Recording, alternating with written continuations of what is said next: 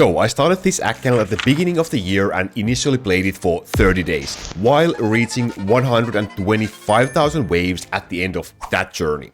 And after that point I kept on progressing with the account, hunting the Legend Dragon for better gear for my heroes, clearing out the Infinite Colony, and of course waving like never before. And after 16 days Cloudnasher reached the 200,000 waves milestone, and this video will serve as a timestamp showing you the progression of this account and what kind of items I have been able to secure for my wave build until now, what kind of skill tree I am running, and so on and so on. This account is 100% free to play, and I hope the documentation will help you on your journey as you are progressing throughout the game. As you can see the actual waves happening in here before we go through everything else, you might spot that I am indeed running the Devil Horn 3.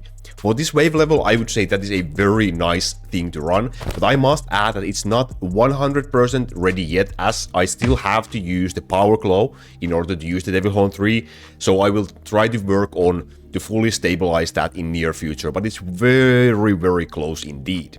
And I actually started to use the Devil Horn 3 just a couple of thousand waves ago. Until that point I was just running Devil Horn 2, and the Devil Horn levels I've been running on this account, and what I would generally recommend would be something like on your first 100,000 waves or so, you will mainly use a mix of Devil Horn 1 and Devil Horn 2 with the expectations of mostly running Devil Horn 1 in order to secure a stable waving for your account. You don't have to go up above Devil Horn 1 at that point at all if you don't want to, or if you can't, it's completely fine. And then between 100,000 and maybe 200,000 waves, you can work on stabilizing the Devil Horn 2 with the help of good items for your heroes.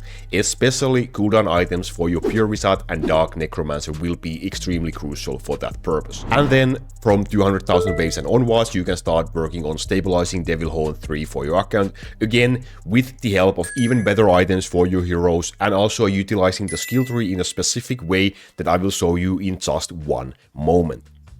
The battle results of the build currently look something like this. My MVPs mostly being Town Archers and Thor at this point. And Dark Lightning Archer is doing significantly less damage than the other damage dealers at this point, but she does fare a little bit better if we take a look at the boss stat and the damage done against bosses in there. She doesn't have the strafe nodes yet in the skill tree, so that's also affecting her performance at this point as well.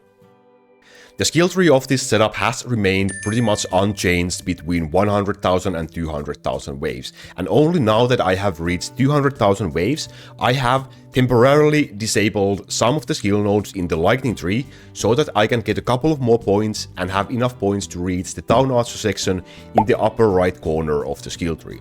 This enables me to use items and orb for my Town Archers in my wave build as well, and it's a tremendous boost for the damage for my waving setup. As I get a little bit more points, I will of course take the points back from the lightning tree that I temporarily removed, and also work my way down in the physical tree to get the haste node for my Town Archers and the strafe nodes for my Dark Lightning Archer. I've also been hunting the Legend Dragon quite a lot in hopes of getting better and better gear for my heroes, because items are, after all, the most important thing in this game as you are trying to progress on higher level Devil Horn tiers. And at the end of the 30-day video, I was at plus 14,000 defense against the Legend Dragon, and right now, after 200,000 waves, I have plus 25,000 defense against the Legend Dragon. And I have been able to get quite a lot of juicy items for my heroes. Here, let's go take a look, let me show you.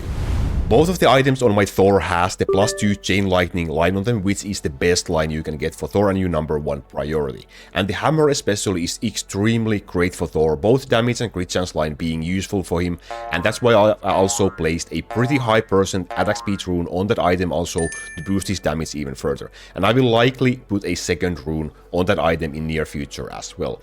The accessory is also nice, but there's a useless poison damage line in there, and I hopefully will be able in future to replace this item with an item that has 2 critical damage lines or a critical damage and critical chance line, for example, and the +2 Chain Lightning line.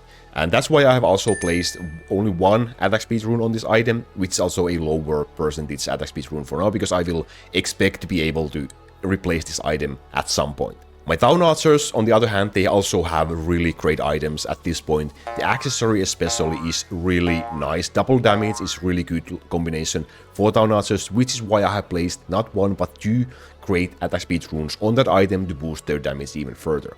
The bow is also good. Both of the lines do help the Town Archers, but I would like to in the future get a double critical damage bow for them, or critical damage and damage bow for them. So I hope to be able to improve this bow in near future, which is why I only have one attack speed rune in there. It's pretty low percent as well. It's basically a leftover rune that I have been able to get while I was hunting for the better runes for my units, so it's just there to temporarily boost their damage while I'm looking for a better and better bow. The items on Zeus are also really great, especially the hammer at this point is basically a perfect L tier hammer for him. Both of the critical lines are extremely great for boosting his damage, and also the cooldown line enables his Thunderbolt ability to hit 3 seconds cooldown, which is the maximum cooldown, without me needing to place him next to Pure Wizard in my setup, so that gives me room to breathe and try to do some alternate combinations in my waving setup currently. And also, the accessory is also very nice. Double crit chance lines are great for Zeus. The poison damage in there unfortunately is useless, so in future I would hope to get an item with lightning damage or critical damage line instead of the poison damage line, but these are really solid items for now. I have placed one boss damage rune on each item because Zeus doesn't really benefit from attack speed, and the other runes that would be great from him, maybe lightning damage and the Thunderbolt +2 rune especially, they are both locked behind the expert dungeon, which is way beyond the capabilities of this account for a very long time still. So for now, one boss damage rune on each item to boost his damage a little bit against the bosses. Doesn't hurt. And my Dark Lightning Archer also has really nice items at this point. All in all, my damage dealer items are really solid for this wave level. The bow has 2 critical lines, which is, like in Zeus case as well, it's really good combination. The physical line is unfortunately useless, so again, maybe I will get an item with lightning damage or another critical line in there in near future. And on the bracelet, every single line is useful for her, which is really nice, and that's also the reason I have placed a rather high percentage attack speed rune on that item as well. It would deserve a second rune for sure, and maybe I will have to hunt for one for the bow as well in near future if I can't get a better bow soon. But these are really solid. 5 out of 6 lines are useful, which is a really solid 4 damage dealer at this point. Myth and Chrono both have cooldown items, as they are the only lines that really help both of them, and I have only been able to get one double cooldown hammer at this point, so I actually keep on switching that hammer between the two of these heroes depending what game mode I am running. In my wave build, I am running the double cooldown hammer on my Chrono in order to get faster game progression to faster game speed boost from Chrono, and whenever I'm doing Infinite Colony, I switch this double cooldown hammer for Smith or Stos so that I can get more healing throughout my Infinite Colony battles and be able to clear more Infinite Colonies in that way. So hopefully I will get another double cooldown hammer in near future so I can place one on my Smith like permanently as well. And now these two are the ones that I am most proud of on this account right now. I have been able to get double cooldown items for both of my Pure Wizard and my Dark Necromancer at this point, and even though the rolls could be a little bit better on all of the items, they are still extremely nice items to have at this point, and they are like the corner, the foundation of my build currently, and allows me to try and use the higher level Devin Horns, because the cooldown items are really strong for both Pure Wizard and Dark Necromancer. They should be your first priority to get. And pay attention that I have placed them in a way that my Dark Necromancer's cooldown is lower than my Pure Wizard's cooldown. This allows you to get more Dark Necromancer procs per wave, which is tremendously helpful for your early and mid game. I actually got both of these staffs really close to 25,000 defense on Let's Say Dragon, so if I had stopped farming at 20,000 defense, I wouldn't have either of these, so keep on farming, keep on grinding, the hard work will eventually pay off. You never know when you will hit the jackpot, so to speak. My Dark Skeleton and Dark Hunter both just have cooldown items, as they don't really need anything else for their lines, and right now my Dark Skeleton is in double proc range, which means his cooldown is also lower than Pure Wizard. It allows you to get a little bit more procs for the Dark Skeleton buff throughout your wave, and if I couldn't achieve this from items alone, I would also place him next to Pure Wizard in my build. That would also help me to reach the double proc range easier, but for now the items alone are enough to achieve this. And my Dorothy has crowd control gear, and especially the staff is really nice. Double stun slow is super strong combination for crowd control units, and I have hopes that this item will also help me really nicely in near future's Hellmount runs that I will probably start on doing soon, so fingers crossed for that purpose as well. But they are really solid items, and my Ice Wizard just mainly has cooldown and attack speed lines, both of the lines that are the best lines you can get for him.